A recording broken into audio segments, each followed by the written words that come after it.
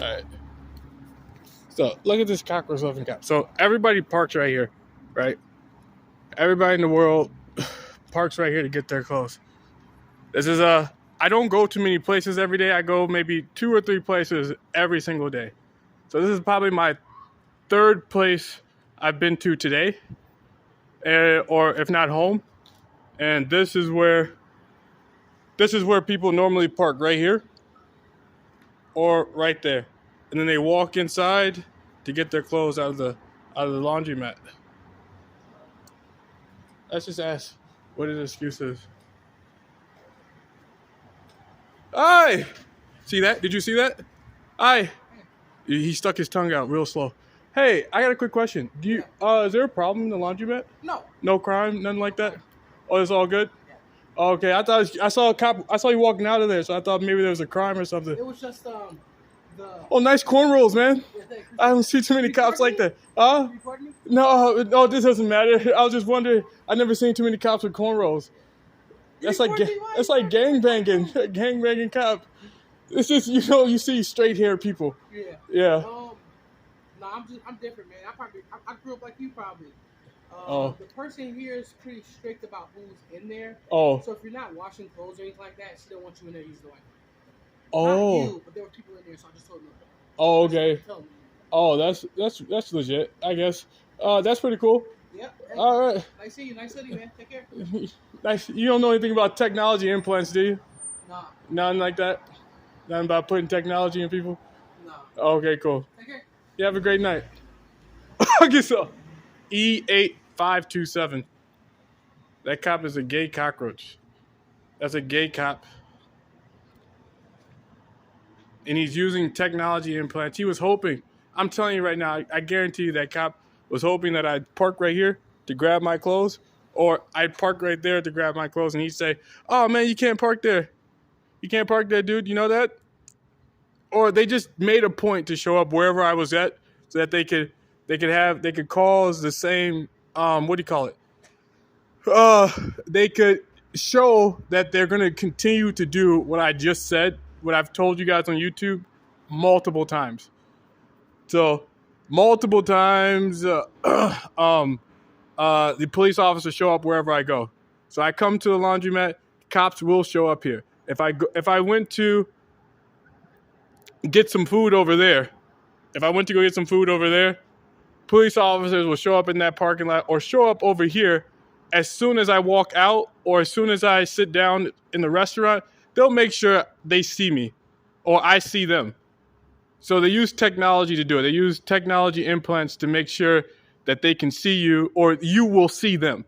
So they know where you are, where you're looking, and all that stuff, where your eyes are looking, so they can make sure you see them. So I'm going to go inside and show you guys that my laundry is more than likely. And this guy is probably going to pander to the police officer. So they leave a distractor nearby. Anybody who can overhear the conversation to escalate the conversation. It's psychology, or like it's a common theme. Everywhere you go, you see a problem, you see a stranger intervening or interjecting into your conversation.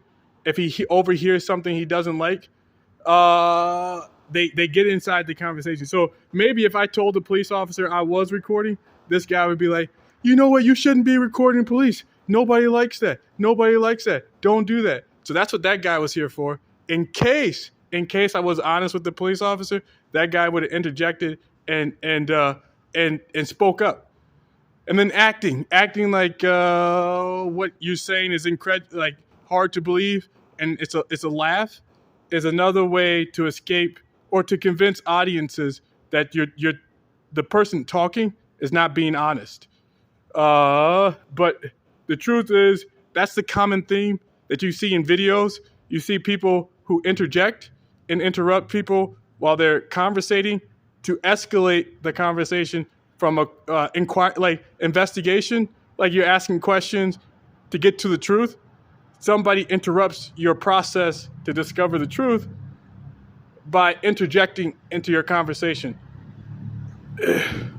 So yeah, that police officer was trying to escape gravity. I don't know well enough how to catch a cop in a lie, but I do know the obvious. I've been in this laundromat for about an hour, and uh the police officer showed up.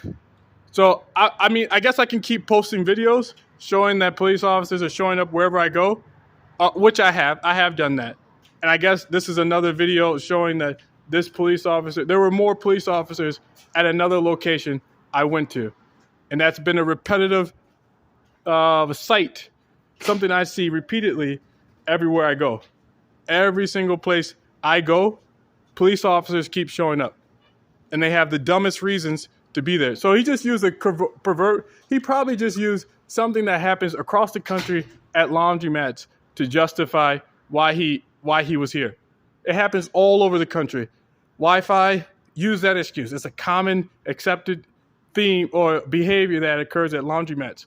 Use that as an excuse for the reason you showed up to the laundromat. In case John Lattimore comes in there with his camera and starts asking you questions, acting like you're a crook or you're stalking and harassing him. But the truth is, you just showed up to another location he was at, and it's been a repeated theme. It keeps happening. How many times are you going to have an excuse to show up wherever he is? Excuses don't make sense anymore after we continue to see you appearing wherever he is.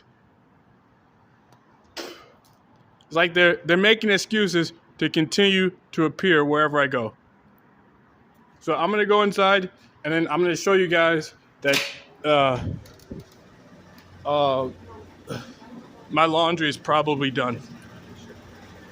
And I think the police officers showed up when my laundry was done, and they hoped I would walk inside the laundromat and be upset that there were cops inside the laundromat when I arrived. And as you can see, my laundry is done, and there were cops outside earlier, probably a while while my laundry was done. So right when my laundry was finished, these police officers would have been here if I didn't wait in my car. If I didn't wait in my car to get my laundry after it was done, I would have been in this laundromat while the police officers were inside. And they thought there'd be an altercation tonight where I would complain that police officers were at another location I was at. And they were hoping that it would lead to like a problem, like an investigation, a problem, an investigation, a problem. So they thought I'd confront them. Oh, a confrontation, an altercation, a confrontation, some type of issue, because I just got to another location. There were police officers there. So that's what they were hoping for. But I didn't notice them until like a minute before, too late. It was too late when I noticed them. They were already did their investigation inside, and they were walking out. But while they were doing their investigation, my laundry, if I had waited for 36 minutes, if I had waited exactly until the laundry was finished, and while I was sitting in my car, if I waited the 36 minutes, I would be in the laundromat exactly when the police officers were in here. And that's when they wanted the altercation to take place. While I walked inside the store, the laundromat, to get my clothes, they wanted the altercation to take place because I would turn around and see police cars, and they're in the place I have to go to. So the Middleton Police Department were hoping for an altercation. Oh, and I just told you guys I saw police officers at my job this morning. So while I was at work, a police officer showed up to Taco Bell to get some food. Yesterday, I went grocery shopping. Police officer drove in front of my vehicle. What else happened? So for years, I'm so sorry. They're using technology to stop me from remembering each time I showed up to a location and police were there. But the truth is that keeps happening. So everywhere I go, cops keep showing up to that location. Everywhere I go. It's harassment for the gay community. They were hoping they're hoping it causes aggravation or violence. But I'm continuing to tell, and they're trying to take that from me. They're trying to make me think telling somebody that police officers are harassing you on behalf of the gay community will lead.